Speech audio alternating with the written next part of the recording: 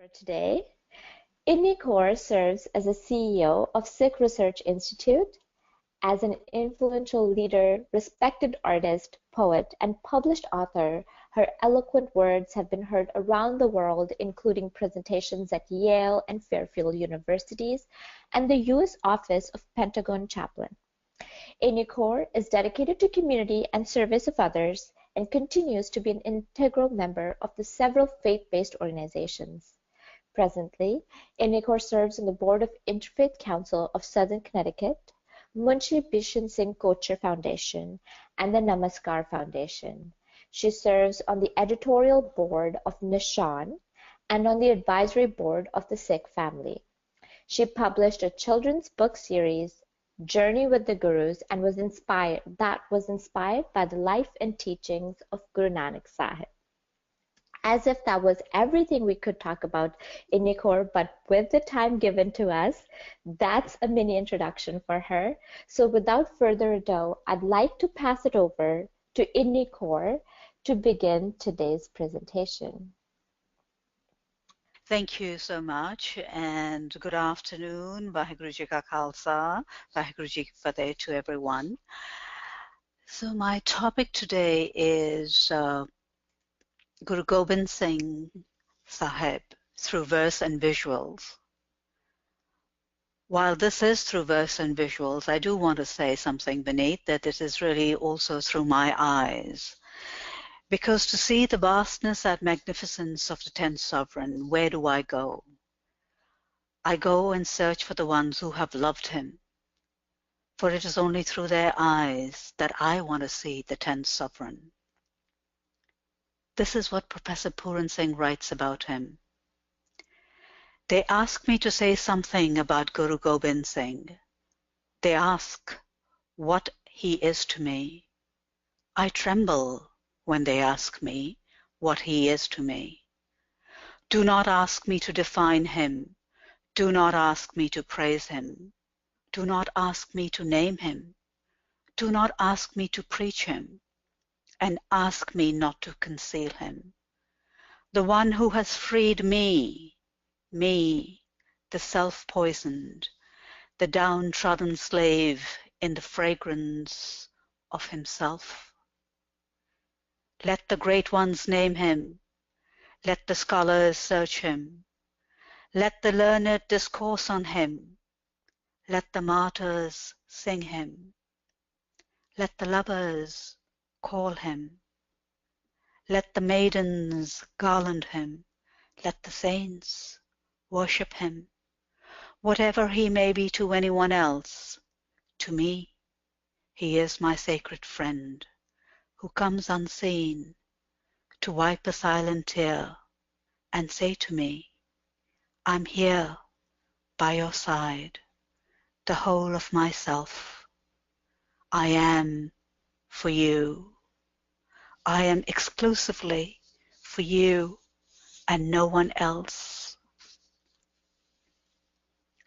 Bhai Sahib Bhai Veer Singh, the master poet, the poet genius, who is drenched in the crimson color of love, uses his feminine voice and says, World asks this crazy girl, the one who has forsaken the world, the one who is drenched within, tell us about your beloved. Oh, tell us. We have heard he is beyond beautiful, the owner of numerous hearts. Sweetness flows from him. Tell us about your beloved. Oh, tell us. We will wait at your door, for we know you have seen him. We know his arrow has touched your heart. Tell us about your beloved. Oh, tell us. I go to the wisest one and say, why are you asking me? I am naive and crazy. I know nothing. Go ask the pundits. Go ask the yogis. Don't ask me. I am crazy. I have forgotten everything. Nothing is mine. All is his. My being is constantly calling, "Beloved, beloved, when will you come?" All I know is that He is the light that lights the moon. His light cannot be seen with untrained eyes. The eyes need to be prepared to receive this light. My eyes are in training, awaiting His light. Ask not this silly girl about her beloved, for beloved, beloved resounds within her. This is how these two incredible men who ebb and flow in my consciousness speak about the 10th sovereign. So you can just imagine what I am feeling right now as I begin this presentation on the 10th Pacha. In Sikhi, everything begins with Ik Oankar, and so I begin from there. Ik Oankar, one creator, from everything, flowing from everything, one light flowing through the 10, forms changing, light remaining the same.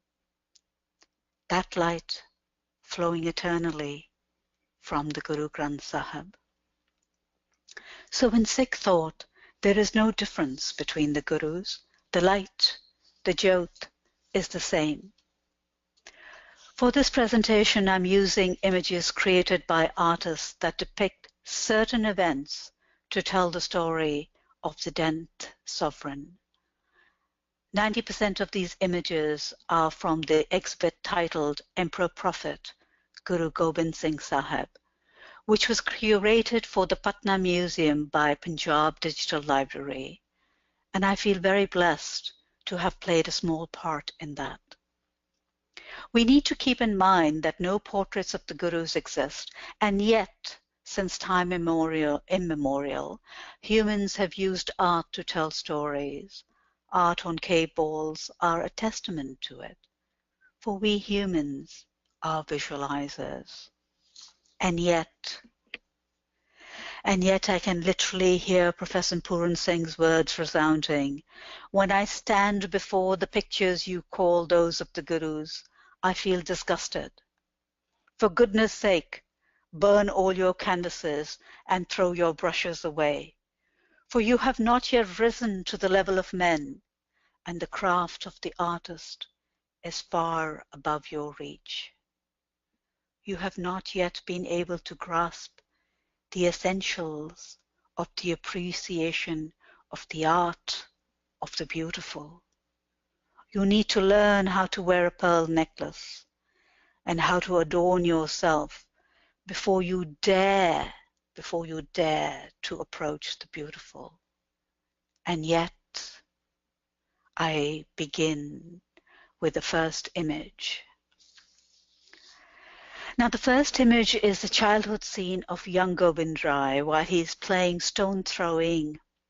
He takes off his gold bangle and he throws it in the Ganga river. When his mother finds out, she sends her brother to go and find the bangle.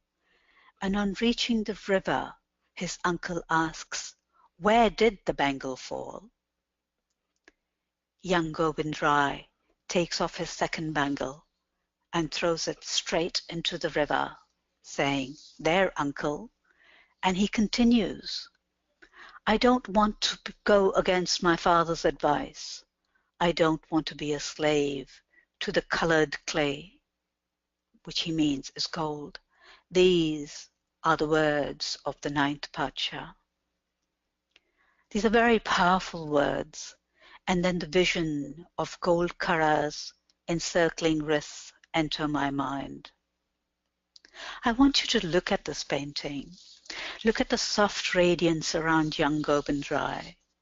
We also know that that is not his father that is standing there, for the halo is missing. The artist wants us to focus on the story of the bangle. As stories go, there are not too many stories, or Sakhis as we have them, we call them, of young Gobind Rai. Yet, a beautiful story comes to mind, and it is from Kalgida Chamatkar, written by Bhai Singh. This is also set in Patna. There's a Rani there, Rani Fateh Chand Maini, and who's childless. She yearns to be called mother. And as the story goes, young Gobind Rai, while playing, enters her home, sits in her lap, and calls her mother. Needless to say, she is beyond thrilled. For Balam Preetham, that is what he is known, is the darling of all in Patna. So he goes back home and tells his mother, I have adopted one more mother. And she says, how will you be a son to two mothers? Like two eyes have one vision, he replies. But you are one. How will you play in the lap of two mothers? And he says, as the moon plays in the two sarovars at the same time, that is how I will play in the lap of two mothers. Profound words. And I'm not sure why the story has captured my imagination, but it has. So at the tender age of 5, young Gobind Rai leaves Patna, his birthplace, for Anandpur Sahib.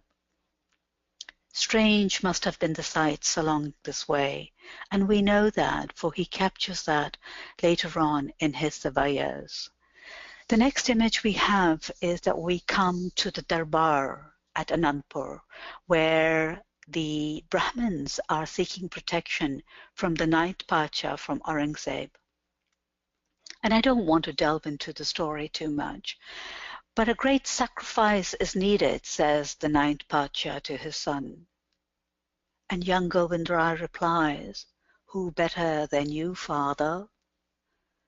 Words that flowed from young Gobind Rai changed the course of history. Wisdom and faith, never more apparent. My mind wonders what kind of a relationship did the ninth Pacha have with his son, and vice versa. While he is his father, he's also his guru. I'd like to digress here a bit and talk about this monumental moment. It would be small-minded of us to think that the ninth Pacha did what he did for the protection of only the Brahmins. Guru is vast. This is one of the fundamental principles in Sikhi, the right of individuals to practice the faith they choose. Therefore, there is no conversion in Sikhi, for the one is in all, and that one light is the same. Sab mein jyot, jyot hai soe. And because of this, the ninth Pacha is known as Srishti, the Chadar, which Srishti is really universe. But lately we have begun hearing, hearing that the ninth Pacha is being referred to as Hind the Chadar, which is making Guru narrow. Guru is vast, and we struggle to even imagine this vastness. Look at this painting carefully, the way the artist has depicted the delegation of Pandits. They are dressed differently, showing that it's not one particular sect that has come. However, the artist has chosen to portray the Sikhs in pretty much the same look, that same expression. Look again at the carpet that stands out, the positioning and the color of the carpet. See where the priests, the Brahmins, are standing away from the carpet. There's a distinction being made there. The walls are bare, slightly decorated. There seems to be a quietness in this image. Something serious is being discussed, looking by the expression of the Sangat. The soft halo is both on young Gobind Rai and the ninth Pacha. So we come to the next page, the next image. We know what took place in Chandni Chowk. that day. And when an event of such magnitude takes place, the elements revolt and a dust storm took place. And Lakshmi Shah lifted the body of the ninth Pacha, and Bhai Jetha carried Guru's precious head to Anandpur Sahib and offered it to the young Guru, the head of his father Guru. One cannot help being moved by this image. There's so much there, and so much not there. I can feel the artist's struggle to envision what could have been and what must have been, and what the emotions were of the young Guru. But I want to take a moment here and talk about the image as well. You know, we're all influenced by the culture that surrounds us, whether we like it or not. We absorb it by osmosis. And when I look at this image, the first thing that came to mind was that it was a depiction of a biblical story. For the art is very much in that 18th century Christian biblical style. The image of the man in the white beard, the way his head is covered, is very much portrayed like that in Christian art. And the way the halo is portrayed around the young Guru.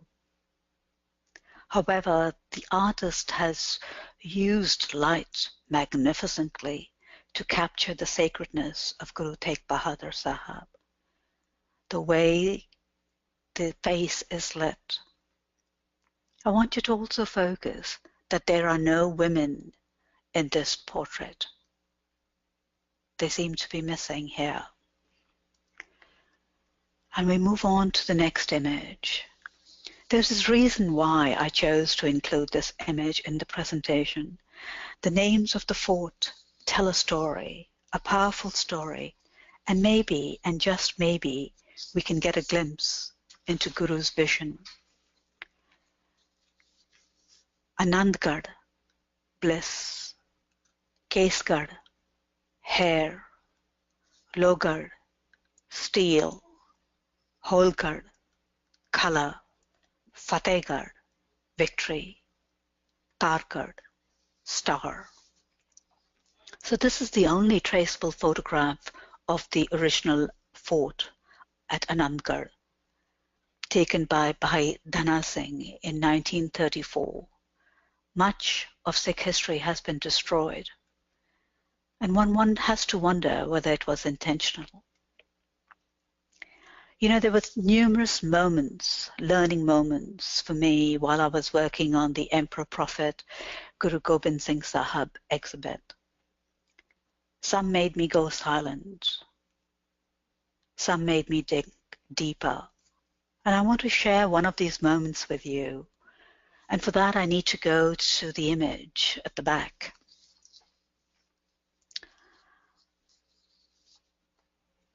Reverently, the head of the ninth Pacha was brought by Bhai Jetha to the young Guru. And from Bhai Jetha's book, Sri Gur Katha, this is what is written, that the young Guru asks him, where were the Sikhs of Delhi? And the account continues. This is in Guru's voice. Why did the Sikhs of Delhi break their allegiance to the Guru? Considering this, the Guru now makes up his mind. I will make the Sikh handle all weapons in a perfect, disciplined, and powerful form. Knowledgeable and conscientious, looks will be recognized as prestigious among millions. I will bless a unique look. My Sikh will be a great friend of the poor, and I will teach how to punish the vicious. And maybe now, and just maybe, we can get a deeper understanding on the choice of names given by Pacha to the forts. And we go back to the presentation. For many, the image of the 10th Pacha is that of the warrior. And we can leave it at that, but we would miss out on experiencing the vastness of Pacha. We know that in his court there were 52 poets composing verses in Farsi, Punjabi, Sanskrit, Braj, and Arabic. Exquisite ghazals, kabets, vars, sabaye flowed from this court.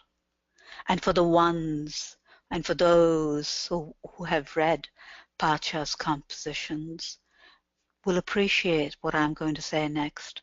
The rhythm, the rhyme, the depth and feeling that Pacha's compositions evoke is beyond description. So therefore, with great reverence and love, I say, Pacha is the poet of poets.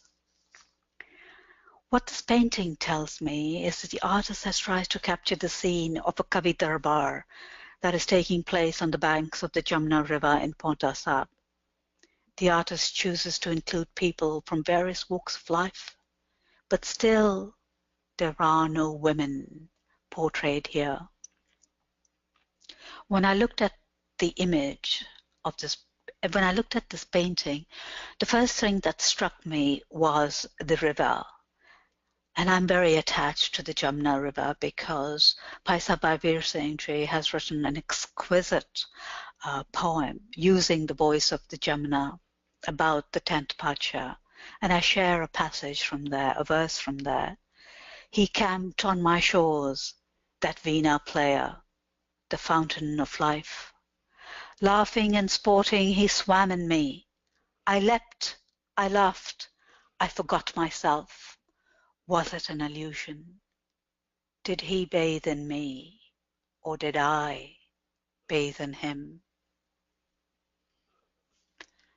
And we move to the next one. This is Bhai Nandlal Goya. It would be remiss of me for not to include Bhai Nandlal in this presentation, for it was his words that entered my consciousness while I was recuperating from a car accident, and his words began my discovery of the 10th sovereign. Through his eyes, I got to experience and see the vastness, the greatness, the magnificence of the 10th sovereign.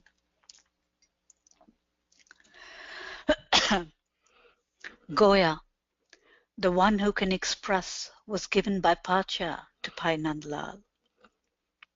So I use Goya's words that have been translated by Harinder Singh to share what flows from the pen for Pacha from Goya. O you, your astral eyes are not bound by worldly domains. Even the sun in the sky becomes trivial when it faces you. Your sable tresses are morning's veil, as if the sun were obscured by the black clouds. For my afflicted heart, even your one smile is a balm. One beam out of your graceful lips is cure for all ailments. These are the words of Bhai Nandlal, the one who was blessed to serve in Pacha's court. So another learning of mine, I discovered Pacha not only played the taus and varied musical instruments, but he also created unique compositions in rag and beyond, thereby enlarging the South Asian musical tradition. So everything that Guru touches gets enlarged. But I want to spend some time on this painting because this painting truly touched me, not because that it is of great style, but I want you to focus on a few things. Here the artist has chosen to show Guru and the Sangat sitting at the same level. This happens in the Pahari art tradition, but after the Pahari art tradition, the next paintings do not show that. Guru is always elevated, but here the artist has chosen to portray that at the same level. And it could very well be because the Sangat is that of the musicians. Now, take a look at the clothing of the musicians. Some of them are tattered. This is not a economically well-off lot. This is a Sangat which is, I would say, not so well off. Now look at the man sitting directly in front of Pacha, the one wearing a cream kurta and has a shawl in a subdued red color around his neck. See the way he is holding his left arm, and his hand is not shown. The artist is definitely making a statement here. I feel, and it's just what I feel, the artist has chosen to show that Guru walks, sits with everyone, regardless of their looks, faith, economic status, and handicap. These are the subtleties that intrigue me, for it gives me a glimpse into the mind of the artist and his or her understanding of Sikhi. The artist has also chosen to show the hawk, the symbolism used to identify the 10th Pacha with. Pacha is dressed in gold. There is that halo, the softness around, but his eyes and his hand are serene, as if he's tuned in to the music. I don't know why I wanted to share the Sangat more with you, because I feel this is the artist. I want to know his story. I want to know more about him. Or her, for the name of the artist isn't written, and we know so little about these artists who have been used for this exhibit, whose paintings have been used for this exhibit. Moving on, I have included this image in the presentation because it tells a powerful story. One thinks that the Guru's warriors were all Sikhs, but history tells us otherwise. This is the image of Pir Buddha Shah, a Muslim, who was an admirer and a great ally of the Pacha. He would visit Guru regularly, and so close was the relationship that when the Pir introduced the 500 Muslim Pathan soldiers who were expelled by Aurangzeb, Pacha immediately employed them in his army. And however, when these 500 Pathan soldiers deserted Guru's army after the battle with the hill chiefs, the Pir was so upset by their actions that he brought his 4 sons, 2 brothers, and 700 of his own men to assist the Guru's forces. This action of Pir Buddha Shah made him an enemy of the Mughals, and in 1704 they executed him, the price of being a friend of the Guru. I wanted to highlight that. And I also wanted to highlight that Guru inspired warriors who defended their right to live as sovereign people. They believed in that right, but the price was high, or is high. But the lover of the Guru always pays a much higher price, because he or she has become a lover, and the status of a lover is higher. Moving on. So I love this image, this Hola Mala image. There's great excitement and movement in the painting. Warriors and poets get together to train, to share, and to be immersed in the rang, the deep crimson color of love. Now rang is also prem. There's the same thing, rang and prem, same thing. For Gurbani reveals so clearly who a warrior is. One colored with the har, the all-pervasive, in this world is known as the warrior. You know, warriors go through intense training of the mind and body, and then to be absorbed in this rang, in this love color.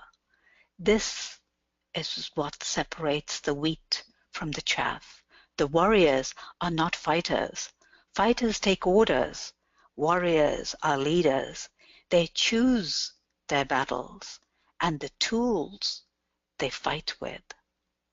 So Guru redefined the prevailing holy system. Be dyed and drenched in the permanent, in the pakka rang, in the permanent color of the Eternal One, of Ik Oankar, and not in the color that is kacha, which is temporary. Now look at this image. The first thing that stands out to me is at last we have women. The women are shown here. Granted, they are at a distance, but they are present. And if you look closely, there's a tall woman standing near the tent holding a spear. The man is shorter than her. I wonder if that is a portrayal of Mai Bhago, the Guru's bodyguard. She was a tall, strong woman. The artist wants us to know that this is a family event. There are spectators seated at a distance, there are the participants, and there are even children shown in this painting. The fort stands tall and strong. See the flag flying high. Even the tent where the women are seated is ornately decorated. This is a festive occasion. This is a very important occasion, and the artist has chosen to treat it as such. He wanted to show, because it's Kirpal Singh and it's painted in 1981, he wanted to make a statement here of what was taking place during Hola Mahalla. And we move along. And I don't want to go into the entire story about Vaisakhi, but it's important for us to know what transpired before Guru sent out the Vaisakhi call. Now, Vaisakhi, according to the traditional calendar, falls around March 30th. And we know this because Guru issued a Hukamnama on March 15th, 1699, denouncing and dismantling the Masan system, as many had become corrupt and no longer owed their allegiance to the Guru. So you ask, who were the Masans? Well, when Guru Amar Das Sahib partitioned the Sikh communities into 22 districts of Manjis, the Manjis then later on became the Masans in Guru Arjan Sahib's time, a state within a state. And now we come to a pivotal moment in Sikh history. The call is made. South Asia is on the move. All roads are leading to Anandpur Sahib. Something momentous is in the air. The people feel it. The tent is ready. And my Pacha asks for a head. The call is answered. Through the Amrit, the five become the five lovers, the Panj Pyare. Compassionate, Daya, faithful, Dharam, courageous, Himmat, loyal, Mokham, and sovereign, Sahib. The proclamation of the first Pacha is institutionalized by the 10th Pacha.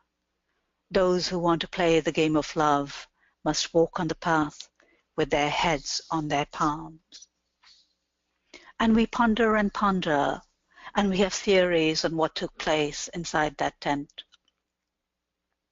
But the truth of the matter is, what transpires between Guru and a Sikh is rarely revealed.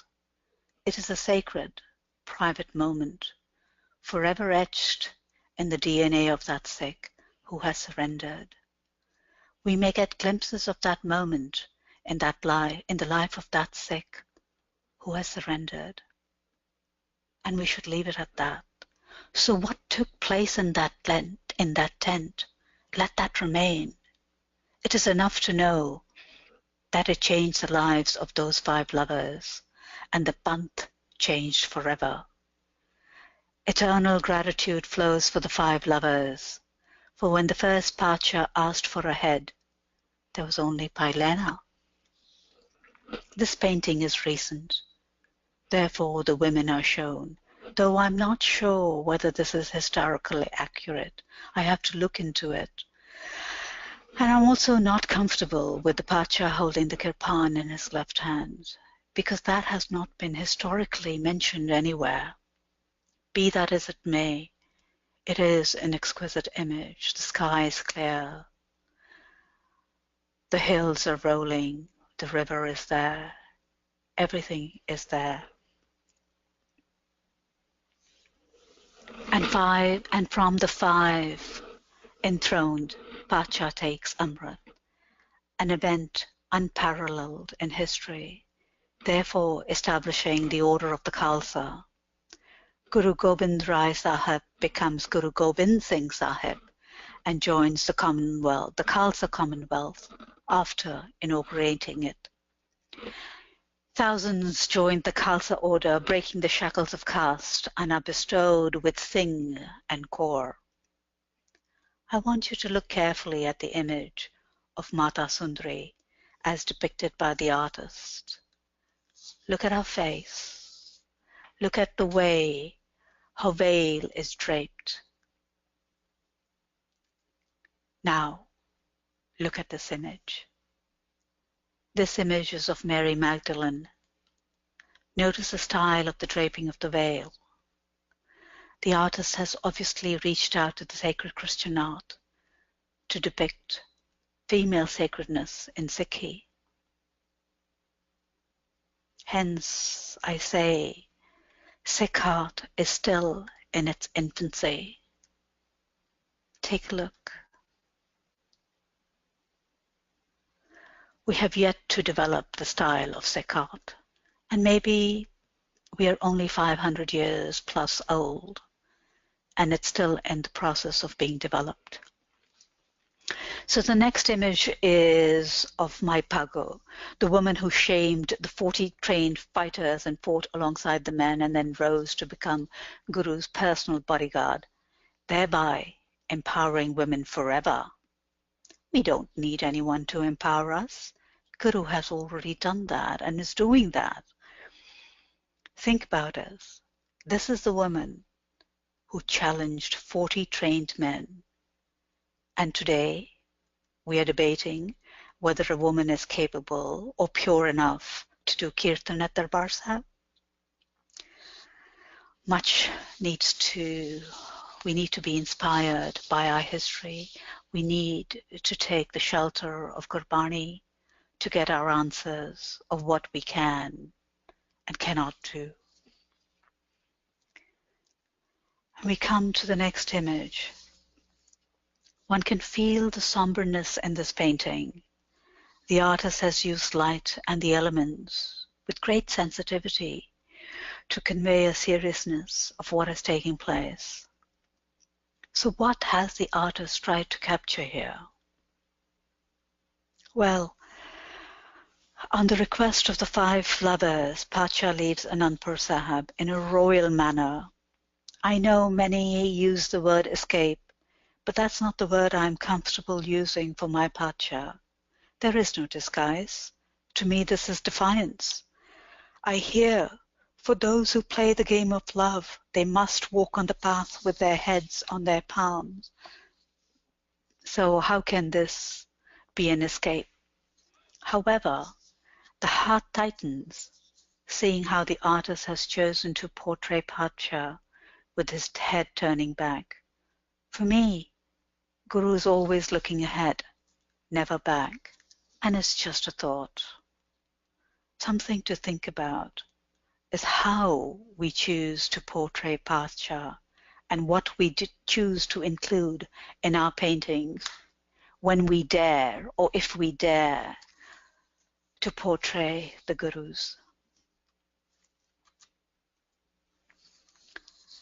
In this painting, we come to the next painting of the Sahibzades, The two Guru's older sons willingly chose to go into battle, but it is the way the younger sons accepted martyrdom that is overwhelming and shocking even for the Muslim world at that point in time.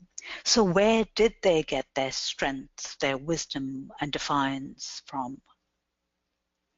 You know, the last words of Mata Gujri, their grandmother, always resound within me whenever I look at this painting or anything that I hear about the young Sahibzades.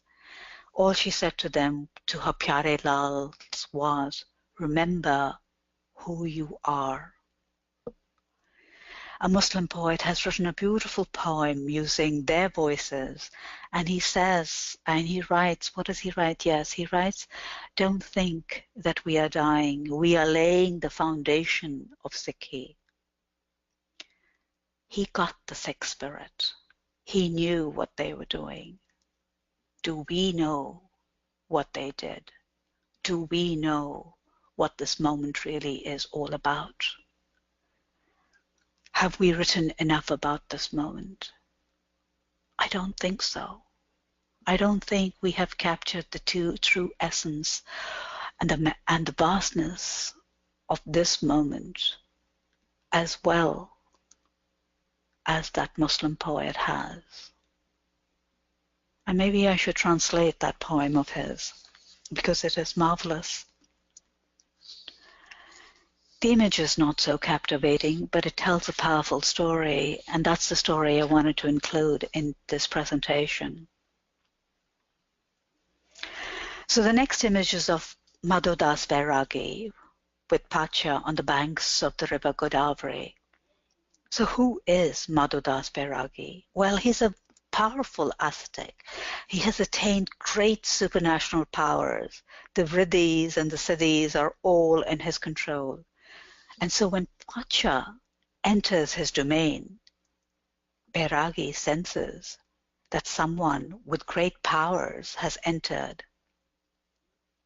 And so he uses all his powers when he meets Pacha and says, I can make snakes fly, lions bleat. I can turn day into night, make the Godavari rise.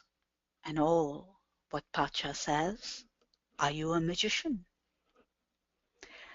A great powerful dialogue takes place, and Madhodas Vairagi, the great ascetic, submits and becomes known as Banda Singh Bahadur. The Guru then gives Banda his own kirpan, bow and 5 arrows from his quiver, and instructs Banda to go to Punjab, and gives him also the counsel of 5 Sikhs to go and fight and break the Mughal tyranny. This is what Guru does, takes ordinary human beings and makes them extraordinary. And the question is not how long did this meeting take place, or how long did Banda take to surrender. In a blink of an eye, when grace is bestowed, in a blink of an eye, the being changes. And so let us not even go there. How long was that relationship? It doesn't really matter. It's a blink of an eye.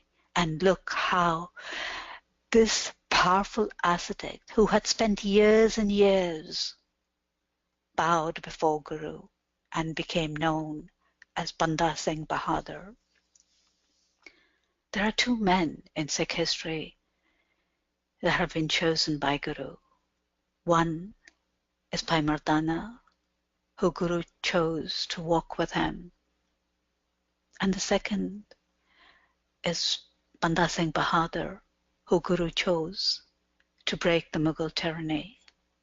One must be careful with what we say about these 2 men, because they were handpicked by Guru.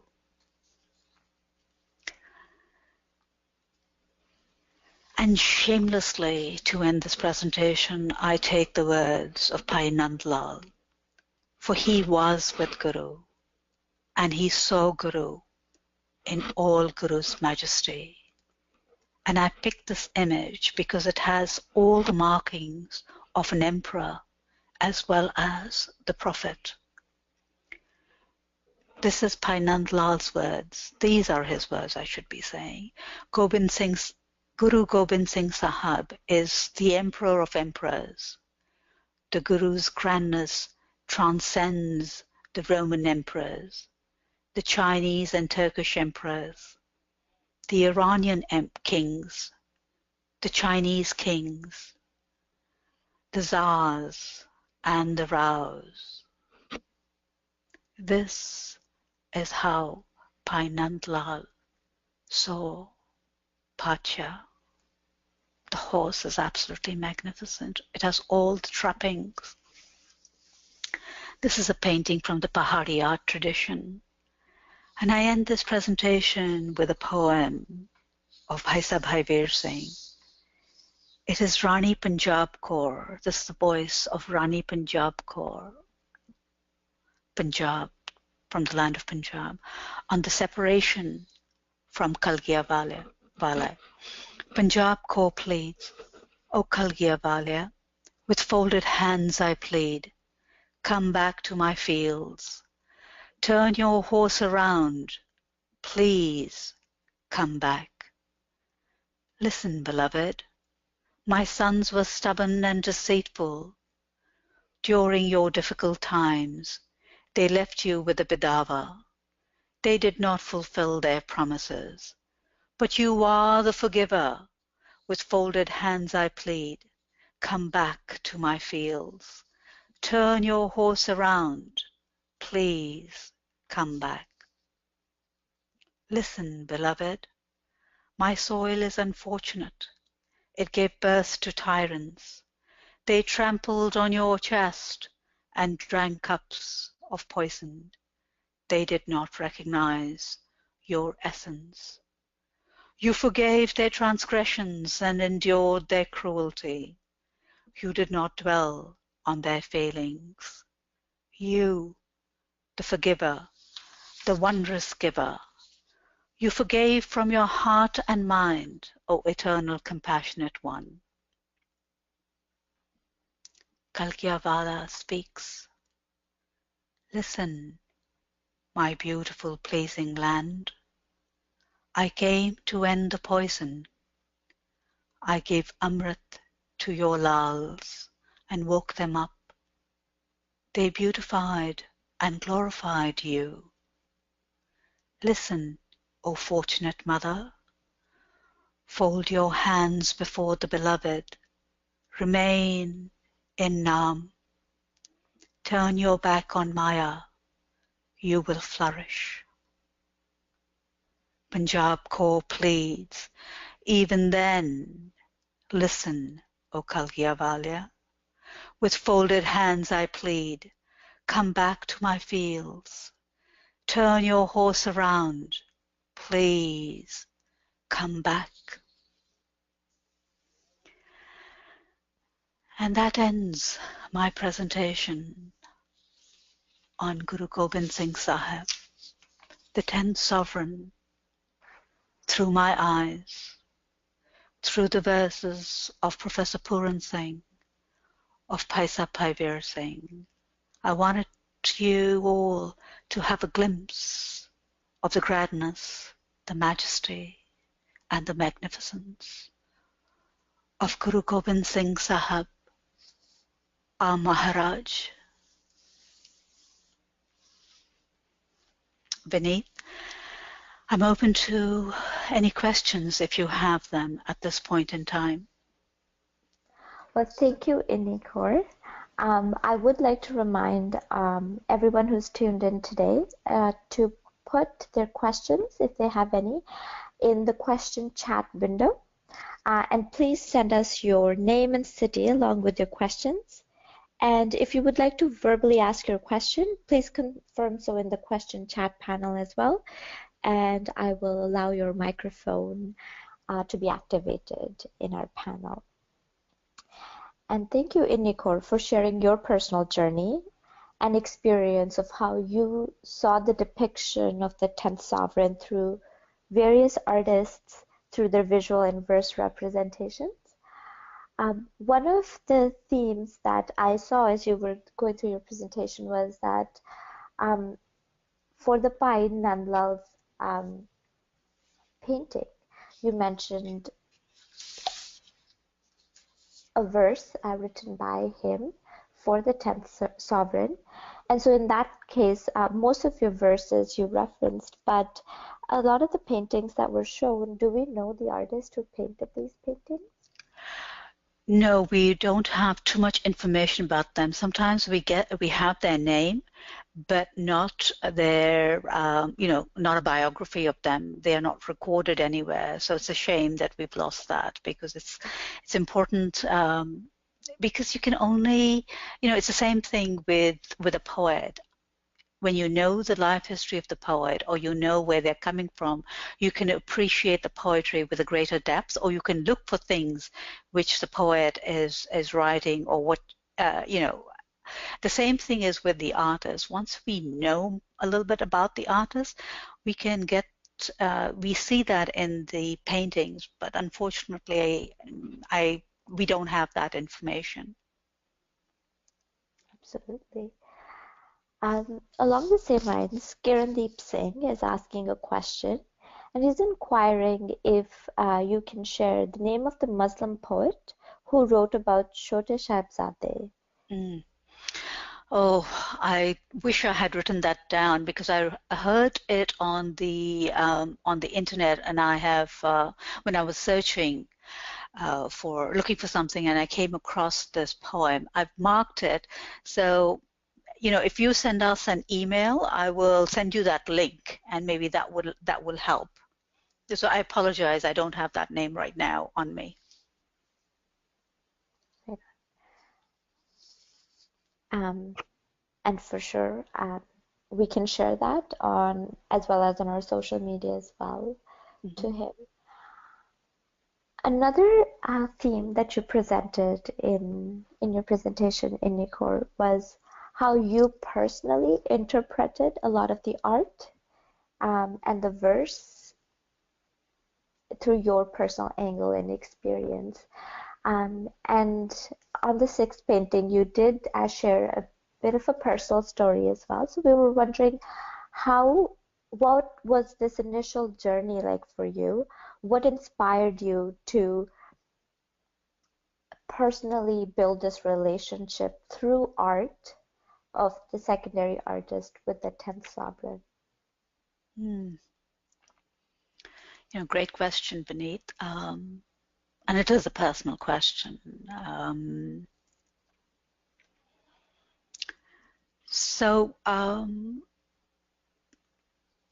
For me, Guru is Shabad, and I came to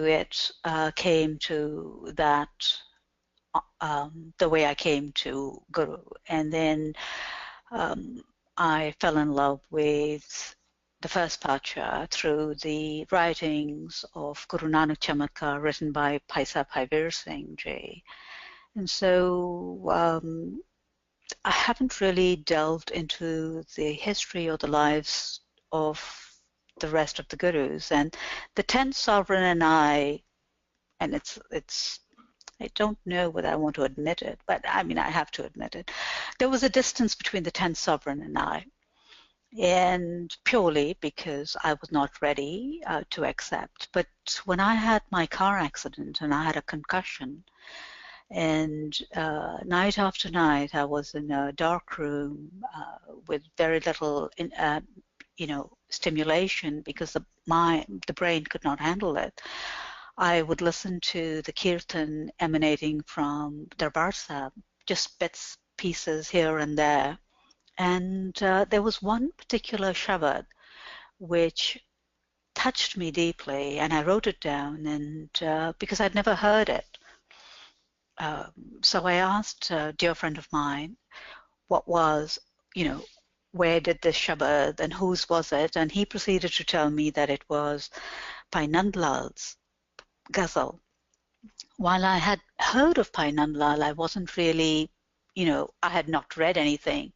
And lo and behold, 2 weeks later, I get 2 books in the mail, and one of them is the English translation of the 63 ghazals which Pai Nandlal has written on the 10th Pacha. So during my recuperation period, bit by bit, I went through this book and got to see Pacha through the eyes and the words of Pai Nandlal. And so much so that when I was well enough, I began to translate one particular ghazal which really moved me and touched me.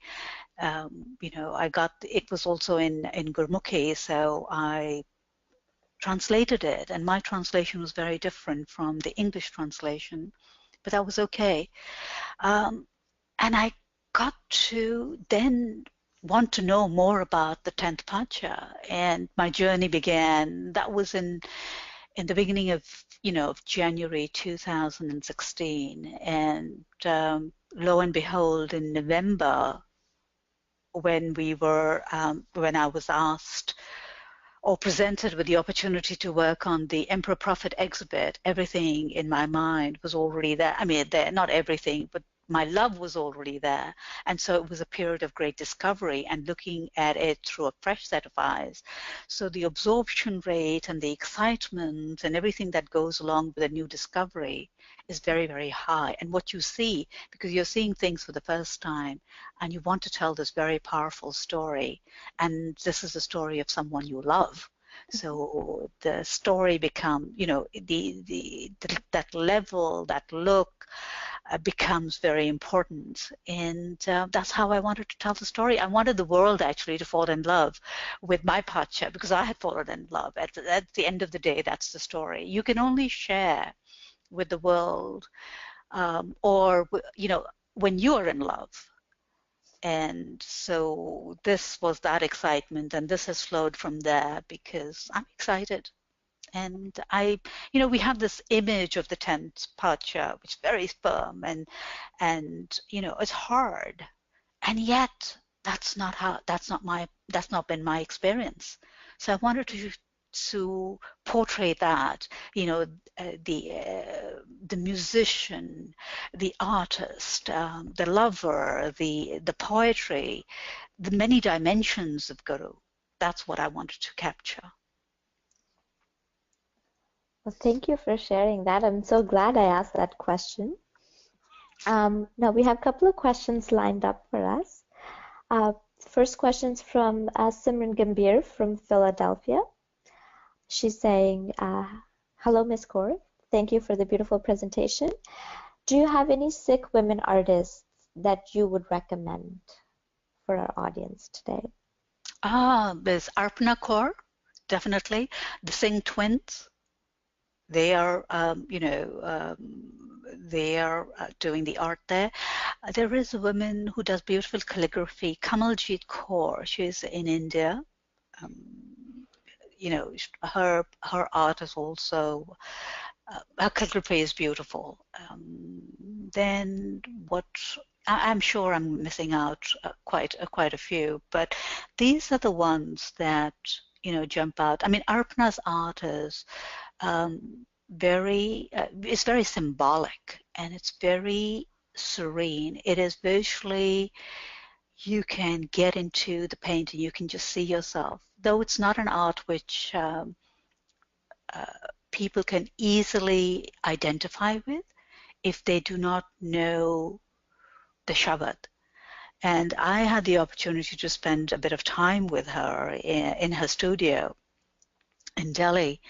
And I asked her, so Arpana, when you are painting, what is it that you do? What is it that you do to get into that space and time and head? And she says, I just listen to Shabad. And she says, in my studio, there's only Kirtan playing. That's it.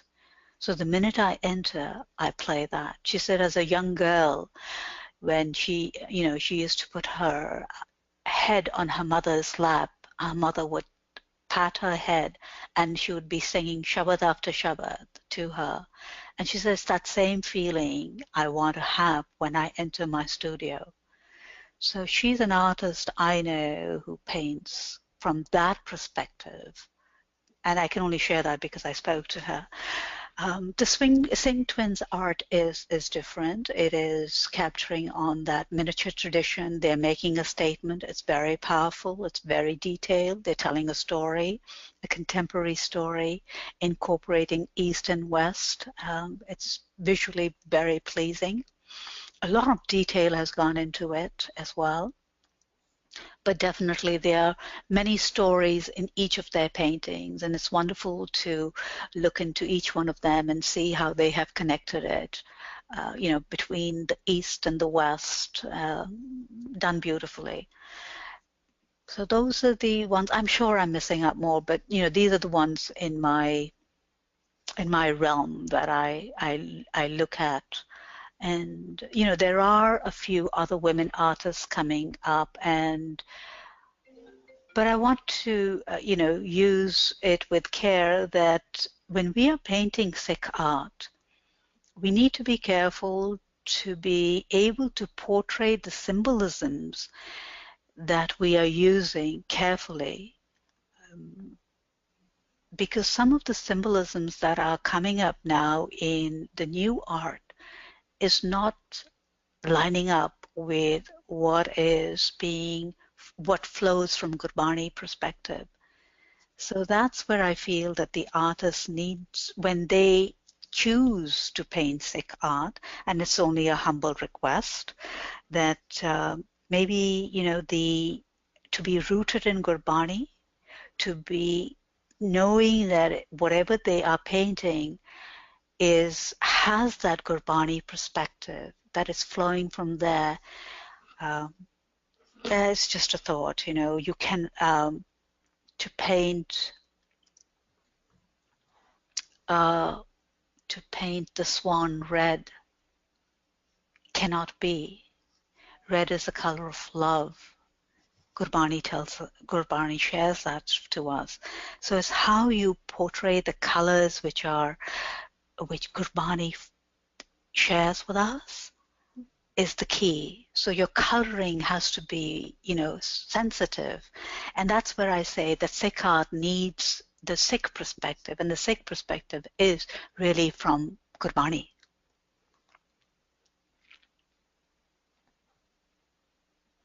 And that's the inspiration for this art, and it was very evident in your presentation that you chose to complement the visual representation with the verses that also inspired you on this personal journey. We have a comment from Jeevan Kaur, and she's sending her regards to you. She says, I love hearing stories from you. I learn better by hearing from others, and thank you so much for doing this. Thank you for being online and listening, and thank you. And on the same note, Iniji, you mentioned in your presentation that Sikh art itself is still developing, and thank you for this presentation, for starting a dialogue around Sikh art, for compiling an online webinar for our audience today to showcase what we already have out there and how to connect with that art, and then be part of this process of developing the Sikh art. I know a lot of the Sikh student associations around the globe are having this conversation these days about the influence of the Judeo-Christian style of depiction on Sikh art. And as you mentioned, a lot of contemporary Sikh artists nowadays are starting to develop their own style, their own way of representing our history. So I think all of us should do a greater part by exploring this area more, and also helping those who are dabbling in this field. We have another comment from Kirpal Singh, who's again thanking us for the excellent presentation that you have given us today. Thank you. We have a question from Navtej Singh Khalsa from Orlando, Florida. The question is quite general, and so he's adding on to the discussion. I've asked for a clarification to streamline the question, but for now the question is, how are the 5 Ks given by Guru Gobind Singh Ji relevant today when there has been a shedding of these articles by faith en masse by Sikhs both in India and in the diaspora? It is not a question that I would like to talk about because this is a presentation of art, but I would like to say, when you become a lover, nobody tells you how to love. Mm-hmm. So a lover knows what the beloved wants, or it is not what wants, it's actually you honor your beloved with these articles of faith. They are symbols for those who are not in love with the beloved, but for the ones who are in love, they will give their life, and they have, for these 5 precious gifts. It is how you choose to look at them. Whether how the world looks at them is immaterial. And it really doesn't matter. The relationship is always between the Sikh and the Guru. It's how you choose to interpret it. And it's how you choose to walk with them. And it is how you choose to tell that story about these 5 gifts and what they mean to you. And maybe someone is inspired and maybe not. It really doesn't matter. This journey is between the Sikh and the Guru.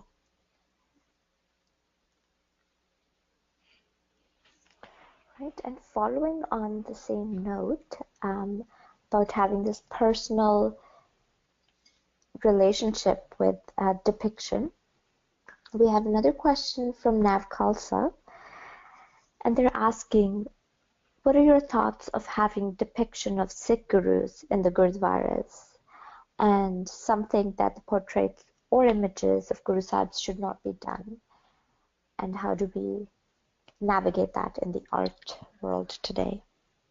You know, it is problematic, and I say this because while I was working with the I See No Stranger exhibit with the Rubin Museum, and we were training the guides, and, you know, Dr. I.J. Singh and I did that, and we went through this process of, you know, in Sikh thought there is no image, in Sikhi there are no images and portrayals of gurus, and people don't bow down and things of that nature, and they were very, very they were very open, you know, about the idea of this formless one, the Ik Oankar and everything of that nature, until we had arranged for them a field trip, because they wanted to feel what it was like, experience what a Gurdwara was. And we had then arranged a field trip for them to go to the Richmond Hill Gurdwara in Queens.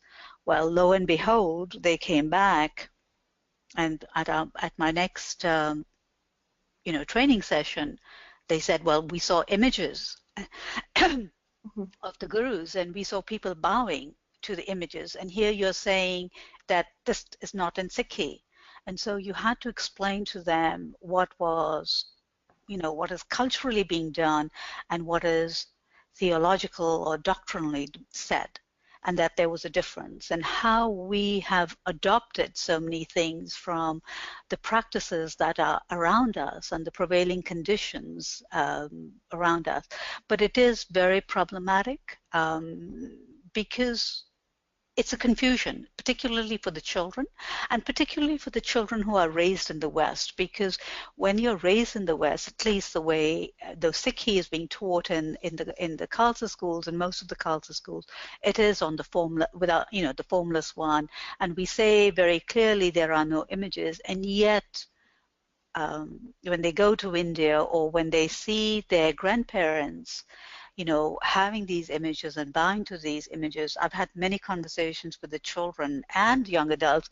How is this possible?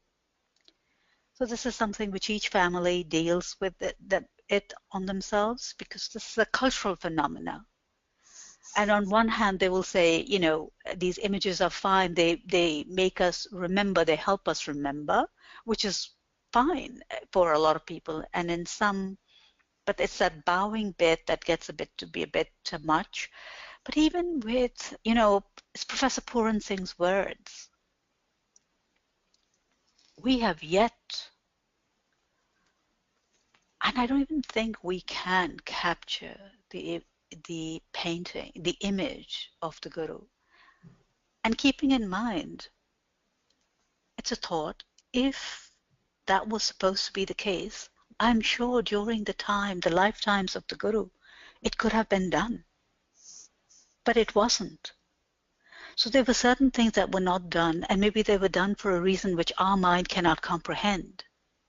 So can we leave it at that? Can we become this fast? Because at the end of the day, Guru wants you to experience Ik Oankar, the formless one. It's always about the formless one. So how do you rise to experience the vastness of the formless one if you cannot experience it in Guru? Because Guru is going to take you there.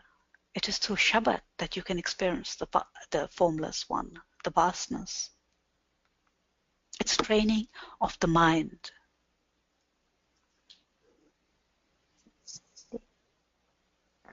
Thank you for that beautiful answer, Inikor. That is all the questions we have for today. So thank you everyone who participated in our webinar today and in the questions. You're more than welcome to ask us any questions on our Twitter handle or Facebook page, and we will sure post our replies on there. Please be reminded that these webinars are provided for free, but there is a cost associated with technology and administration.